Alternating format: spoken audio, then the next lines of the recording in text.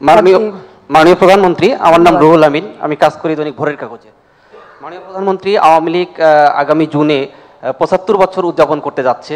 মাননীয় সাধারণ সম্পাদক ব্রিফিংয়ে বলেছেন যে বিস্তারিত কর্মসূচি আপনারা নেবেন, সেই হিসাবে যে পার্শ্ববর্তী দেশ বা অন্যান্য দেশের রাজনৈতিক দলগুলোর নেতাদেরকে সেই প্রতিষ্ঠাবার্ষিকী অর্থাৎ প্লাটিনাম জয়ন্তীতে আমন্ত্রণ জানানো হবে কিনা, বা আওয়ামী লীগ কীভাবে এটি উদযাপন করবে, এটি একটি প্রশ্ন।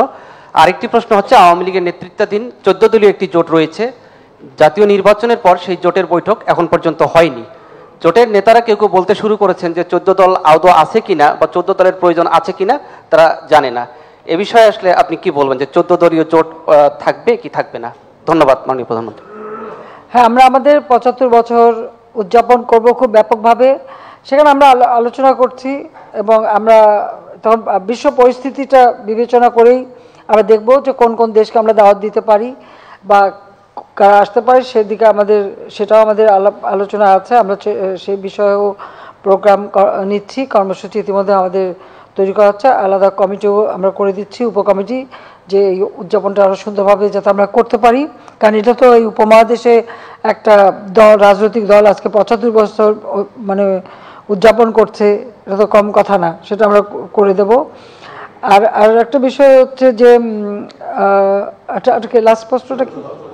ও, 14 দল তো অবশ্যই আছে, থাকবে না কেন? তাদের সাথে আমাদের সবসময় যোগাযোগ আছে, যোগাযোগ নেই তা তো না।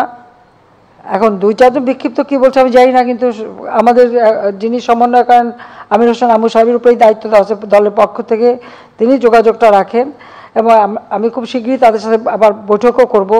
কারণ আমার নিজের ওয়ার্কিং কমিটি মিটিং করেছি, আমাদের উপদেষ্টা কমিটি মিটিং করব এবং আমি 14 দলের সাথেও বসবো। আর তাছাড়া আলাদাভাবে অনেকের সাথে আমার নিজেরও সরাসরি যোগাযোগ আছে এবং আমাদের দলের সাধারণ সম্পাদক সবার সাথে যোগাযোগ রাখেন এবং যিনি সমন্বয়কারী তার সাথে তো যোগাযোগ আছেই। এখন নির্বাচনে 14 দলের অনেক দল কিন্তু তারা প্রার্থী দিয়েছিল, ইলেকশন করেছে, আর নির্বাচনে জেতা না জেতা সেটা আলাদা কথা, কিন্তু আমাদের এই জোট, আমাদের জোট থাকবে, জোট আছে, এটুকু খালি বলতে পারি। জোট শেষ হয়ে গেছে কে বললো?